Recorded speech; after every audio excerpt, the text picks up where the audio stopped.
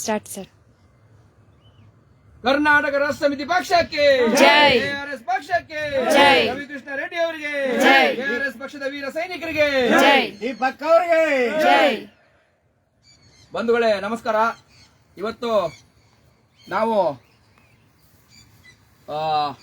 ಬೇಗೂರು ಪಂಚಲಿಂಗೇಶ್ವರ ದೇವಸ್ಥಾನದ ಶ್ರೀ ನಾಗೇಶ್ವರ ದೇವರ ಜಮೀನಿನ ಹೋರಾಟದ ಬಗ್ಗೆ ಒಂದು ಪ್ರಮುಖವಾದ ಮಾಹಿತಿ ಕೊಡ್ಲಿಕ್ಕೆ ಇಲ್ಲಿ ಬಂದಿದ್ದೀವಿ. ಇವತ್ತು ಆ ಜಮೀನಲ್ಲೇ ನಾವು ನಿಂತ್ಕೊಂಡಿದ್ದೀವಿ.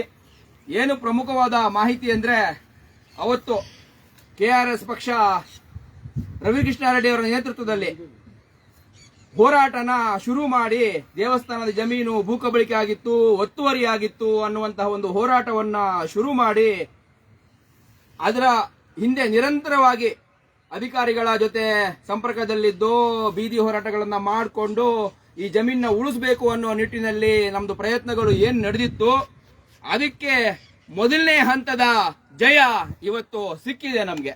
ಕೆಆರ್ಎಸ್ ಪಾರ್ಟಿಗೆ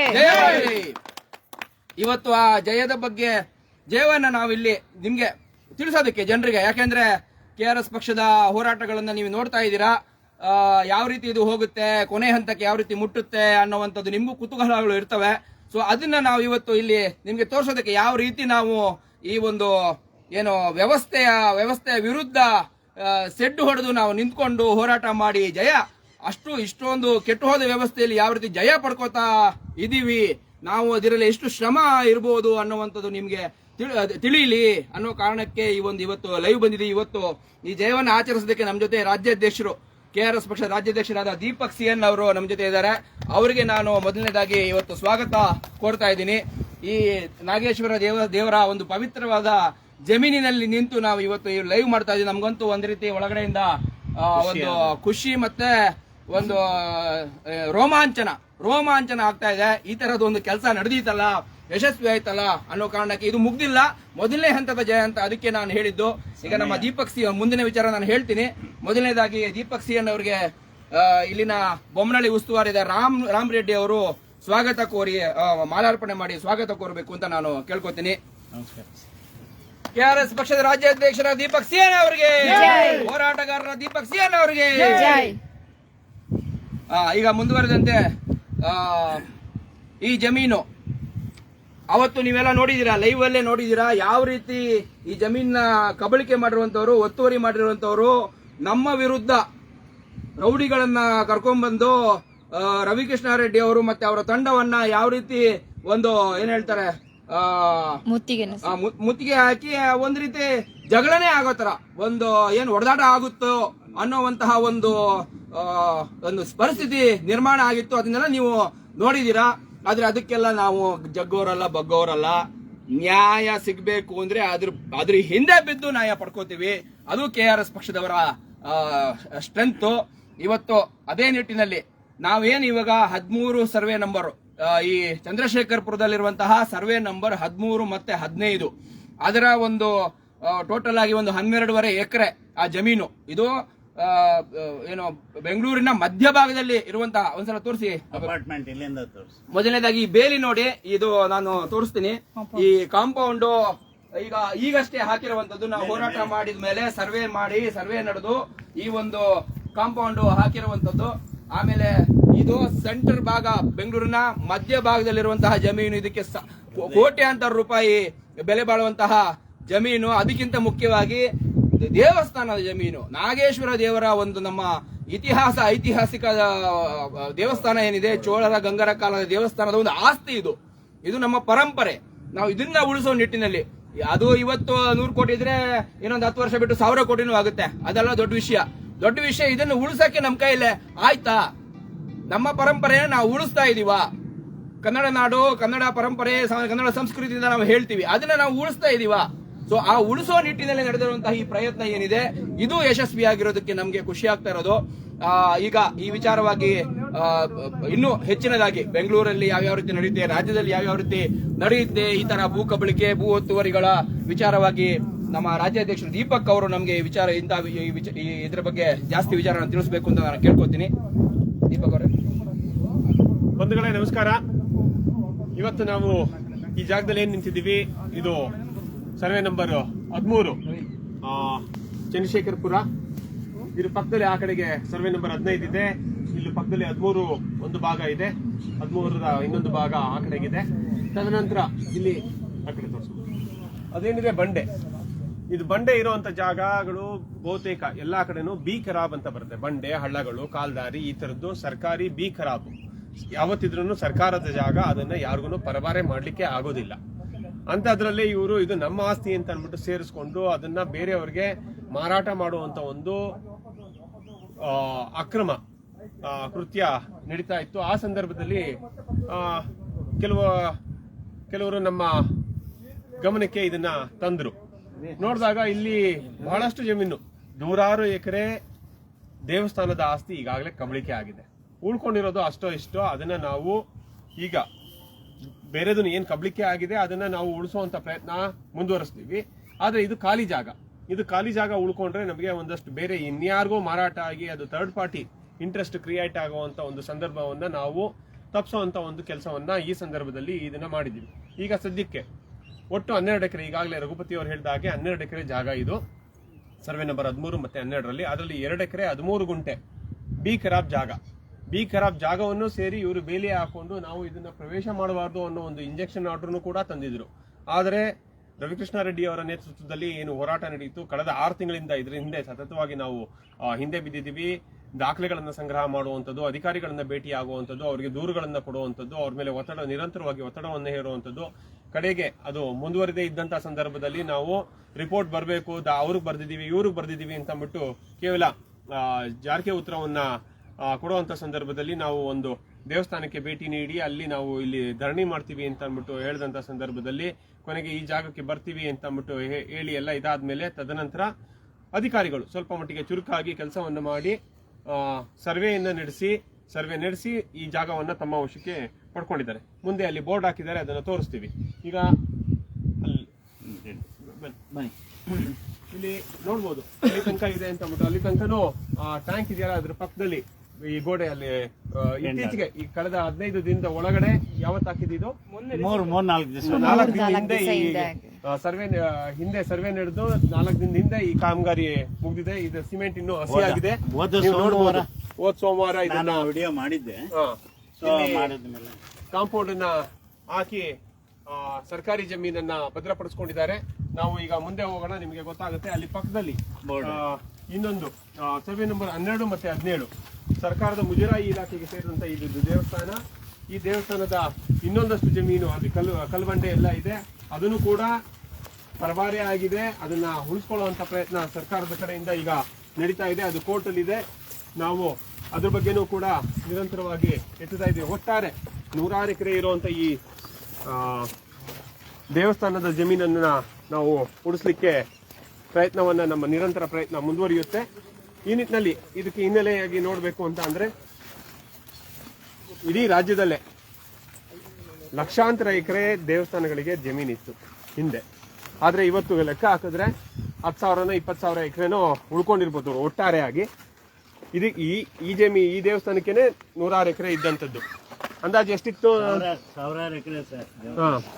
ಇದು 1000 ಎಕರೆಗಿಂತ ಮೇಲಿತ್ತು. 1000 ಎಕರೆಗಿಂತ ಮೇಲಿದ್ದಂತ ಜಮೀನು. ಜೈಲ್ ಕಟ್ಟಿರೋದು ಕೂಡ ಇದೇ ದೇವಸ್ಥಾನ. ಇಂಥ ಒಂದು ದೇವಸ್ಥಾನದ ಜಮೀನು ಅನ್ಯರ ಪಾಲಾಗಿದೆ. ಇದನ್ನೆಲ್ಲ ಉಳಿಸ್ಬೇಕಾಗಿದೆ. ಇದು ಜನರ ಒಳಿತಿಗಾಗಿ ಉಳಿಸ್ಬೇಕಾಗಿರುವಂತ ಒಂದು ಜಾಗಗಳು.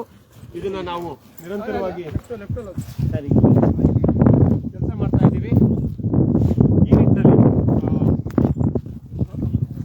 ಈ ಹಿಂದೆ ಬೆಂಗಳೂರಿನಲ್ಲಿ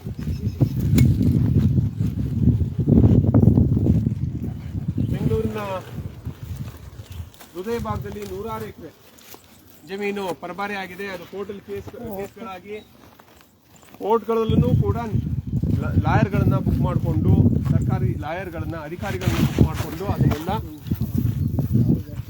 ಅವ್ರ ಪಾಲ್ ಮಾಡ್ಕೊಂಡಿದ್ದಾರೆ. ಆದ್ರೆ ಮುಂದೆ ಅದು ಆಚೆ ಬರುತ್ತೆ. ಈ ನಿಟ್ಟಿನಲ್ಲಿ 2008ರಲ್ಲಿ ಎ ಟಿ ರಾಮಸ್ವಾಮಿ ಕಮಿಟಿ ಬಂದಿತ್ತು. ಆ A T Ramaswamy committee report ಅಲ್ಲಿ ಸುಮಾರು 20,000 ಎಕರೆ ಒಟ್ಟಾರೆ ಸರ್ಕಾರಿ ಜಮೀನು ಕಬಳಿಕೆ ಆಗಿದೆ ಅಂತ ಅಂದ್ಬಿಟ್ಟು ವರದಿಯನ್ನ ಕೊಟ್ಟಿತ್ತು. ಅದ್ರ ಮೇಲೆ ಕ್ರಮ ಆಗ್ಬೇಕು ಅಂತ ಅಂದ್ಬಿಟ್ಟು ರವಿಕೃಷ್ಣಾರೆಡ್ಡಿ ಅವರು ಈ ಹಿಂದೆ ಎಚ್.ಎಸ್. ದೊರೆಸ್ವಾಮಿ ಅವರ ನೇತೃತ್ವದಲ್ಲಿ ಏನು ಹೋರಾಟ ನಡೀತು ಅದರಲ್ಲಿ ಸತತವಾಗಿ 40 ದಿನಗಳ ಕಾಲ ನಡೆದಂಥ ಹೋರಾಟದಲ್ಲಿ ಪ್ರತಿ ದಿನನೂ ಅದರಲ್ಲಿ ಪಾಲ್ಗೊಂಡಿದ್ರು. ತದನಂತರ ಅದಕ್ಕಿಂತ ಹಿಂದೆ ಬಾಲಸುಬ್ರಹ್ಮಣ್ಯಂ ಅಂತ ಅಂದ್ಬಿಟ್ಟು ಅಡಿಷನಲ್ ಚೀಫ್ ಸೆಕ್ರೆಟರಿ ಆಗಿದ್ದಂಥವರು, ಅವರ ನೇತೃತ್ವದಲ್ಲಿ ಒಂದು ಕಮಿಟಿ ಆಗಿತ್ತು. ಅವರು ಸುಮಾರು ಕರ್ನಾಟಕದಲ್ಲಿ ಒಟ್ಟಾರೆ ಸರ್ಕಾರಿ ಭೂಮಿಗಳು 13 ಲಕ್ಷ ಎಕರೆ ಸರ್ಕಾರಿ ಭೂಮಿ ಕಬಳಿಕೆ ಆಗಿದೆ. ಅದರಲ್ಲಿ ಅರಣ್ಯ ಭೂಮಿನೂ ಸೇರಿದೆ. ಅದರ ಜೊತೆಗೆ ತದನಂತರ ನಾವು ಅದನ್ನ ಹೈಕೋರ್ಟ್ ಅಲ್ಲಿ ಪ್ರಶ್ನೆ ಮಾಡಿ ಇದನ್ನೆಲ್ಲ ವಶಪಡಿಸ್ಕೊಳ್ಬೇಕು ಅಂತ ಹೇಳಿದಾಗ ರಿಪೋರ್ಟ್ ಬಂದಾಗ ಇನ್ನೂ ಆಘಾತಕಾರಿ ವಿಚಾರ ಅಂತ ಅಂದ್ರೆ ಅದು 15 ಲಕ್ಷ ಎಕರೆಗೆ ಹೋಗಿತ್ತು. ತದನಂತರ ನಾವು ಅಷ್ಟೊಂದು ಇದು ಎಲ್ಲ ವಶಪಡಿಸ್ಕೊಂಡಿದ್ವಿ ಅಂತ ಹೇಳಿದ್ದಾರೆ. ಆದ್ರೆ ನಿರಂತರವಾಗಿ ಭೂ ಕಬಳಿಕೆ ಮುಂದೆ ಹೊರಿತಾನೆ ಇದೆ. ಅದರಲ್ಲಿ ಇದು ಒಂದು ಇಲ್ಲಿ ನೋಡ್ತಿದ್ದೀರಾ, ಅಲ್ಲಿ ಆ ಭಾಗದಲ್ಲಿ ನೀವು ಕಾಂಪೌಂಡ್ ಅನ್ನು ನೋಡಿದ್ರಿ. ಇದು ಇನ್ನೊಂದು ಭಾಗ. ಒಟ್ಟು ಇದು ಒಳಗಡೆ ಇರುವಂತದ್ದು ಇದು ಬಂಡೆ, ಕಲ್ಲು ಬಂಡೆ, ನಿಮಗೆ ಕ್ಲೀನ್ ಆಗಿ ಗೊತ್ತಾಗುತ್ತೆ. ಇದು ನಾವು ಈಗ ಸರ್ವೆ ನಂಬರ್ 15 ಇದ್ದೀವಿ. ಪಕ್ಕದ್ದು 13 ಇರುವಂತ ಸರ್ಕಾರಿ ಬಂಡೆ ಅದು. ಇದನ್ನ ಸರ್ಕಾರ ಈಗ ತನ್ನ ವಶಕ್ಕೆ ಪಡ್ಕೊಂಡಿದೆ. ಇಲ್ಲಿ ಮುಂದೆ ಒಂದು ಬೋರ್ಡ್ ಹಾಕಿದ್ದಾರೆ, ಅದನ್ನು ಕೂಡ ನಿಮ್ಗೆ ತೋರಿಸ್ತೀವಿ. ಆ ಕಡೆ ತೋರಿಸಿ.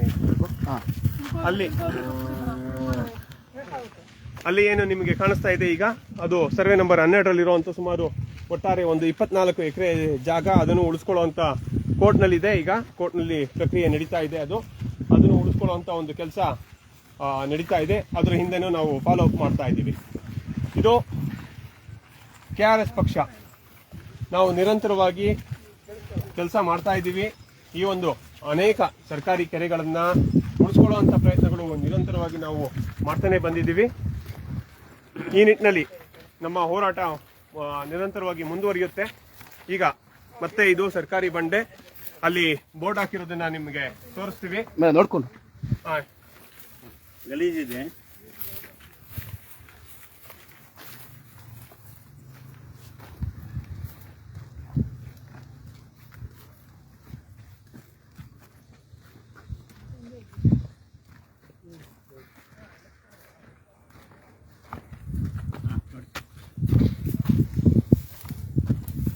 ಇದು ಬಂಧುಗಳೇ ನೋಡಿ, ಇಲ್ಲಿ ಇತ್ತೀಚೆಗೆ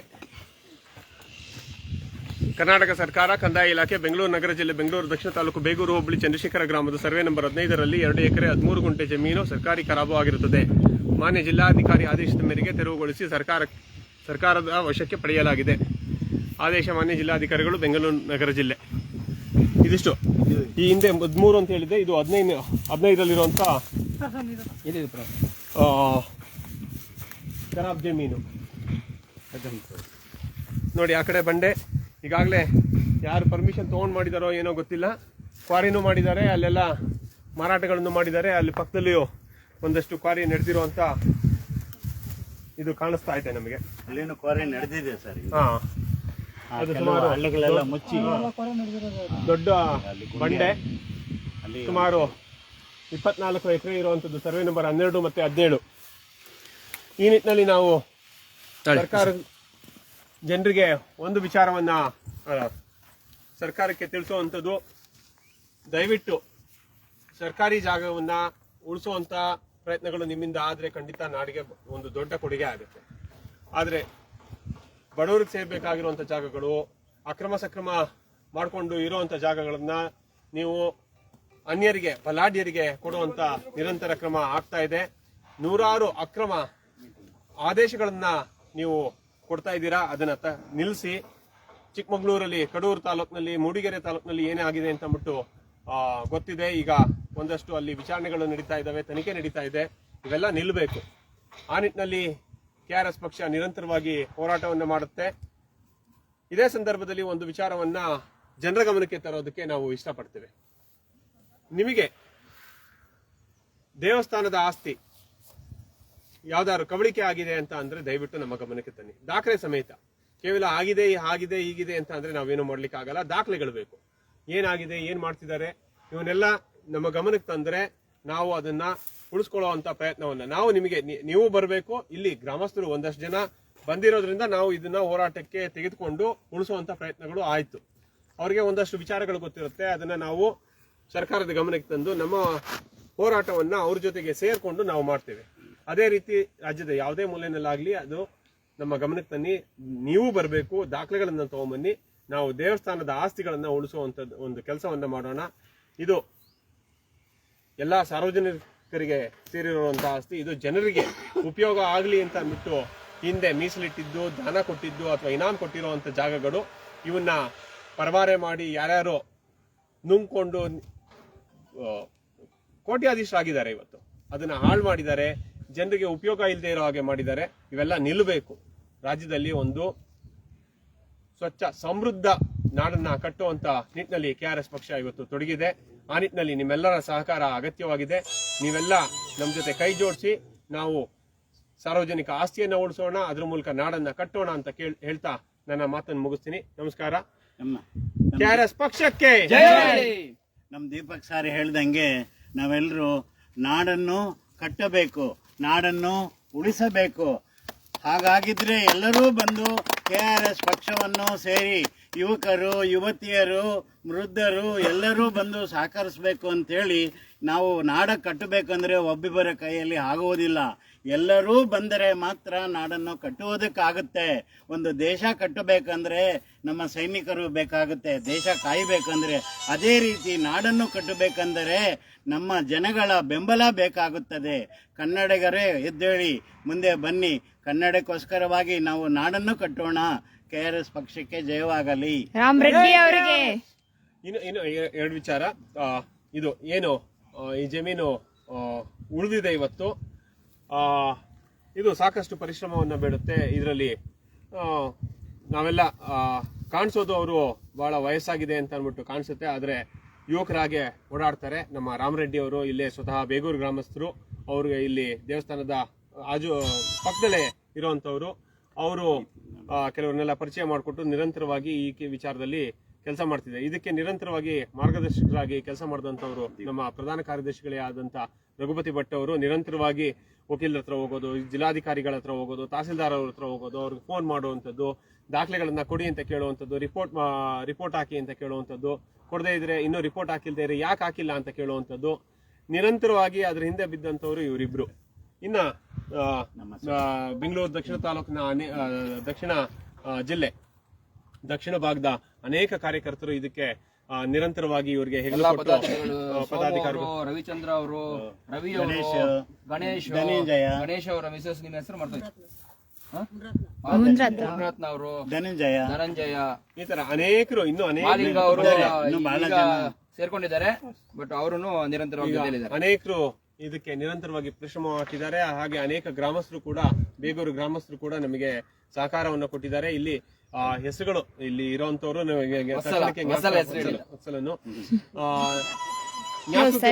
ಮುಂದೆ ಕಾಣಿಸಿದಂತವ್ರು ನಮಗೆ ಹೇಳ್ತೀವಿ. ಅನೇಕರು ನಮಗೆ ಮುಖ ಗೊತ್ತಿರುತ್ತೆ, ತಕ್ಷಣಕ್ಕೆ ಅದು ಹೆಸರುಗಳು ಬರೋದಿಲ್ಲ. ಹೀಗೆ ಒಂದು ದೊಡ್ಡ ತಂಡವೇ ಇದಕ್ಕೆ ಕೆಲಸ ಮಾಡಿದೆ. ಅವ್ರಿಗೆಲ್ರಿಗೂ ಧನ್ಯವಾದಗಳು. ಅವರೆಲ್ಲ ಪರಿಶ್ರಮದಿಂದ ಈ ಒಂದು ಜಾಗ ಇವತ್ತು ಉಳ್ಕೊಂಡಿದೆ. ಇದನ್ನ ಅವರು ಬಲಾಢ್ಯರು, ಭೂ ಮಾಫಿಯಾದವರು ಹೀಗೆ ಬಿಡ್ತಾರೆ ಅಂತ ಇಲ್ಲ. ಇದನ್ನು ಕೋರ್ಟ್ಗೆ ಹೋಗ್ತಾರೆ, ಸುಪ್ರೀಂ ಕೋರ್ಟ್ಗೆ ಹೋಗ್ತಾರೆ. ಅದಕ್ಕೆಲ್ಲ ನಾವು ರೆಡಿ ಇದೀವಿ. ನಮ್ಮ ಎಲ್ಲ ತಯಾರಿಗಳು ಆಗಿದಾವೆ. ಆ ಒಂದು ಈ ರೀತಿ ಹಾಗೆ ಆಗತ್ತೆ ಅಂತ ನಮಗ್ ಗೊತ್ತು, ಏನೇನ್ ಮಾಡ್ತಾರೆ ಅನ್ನೋದು ನಮಗ್ ಗೊತ್ತು. ಅದಕ್ಕೆಲ್ಲ ನಾವು ತಯಾರಿ ಹಾಗೆ ಯುದ್ಧಕ್ಕೆ ಇಳಿದಿದೀವಿ. ಅದೇನೇ ಆದ್ರೂ ನಾವು ಇದನ್ನ ಬಿಡೋದ್ರು.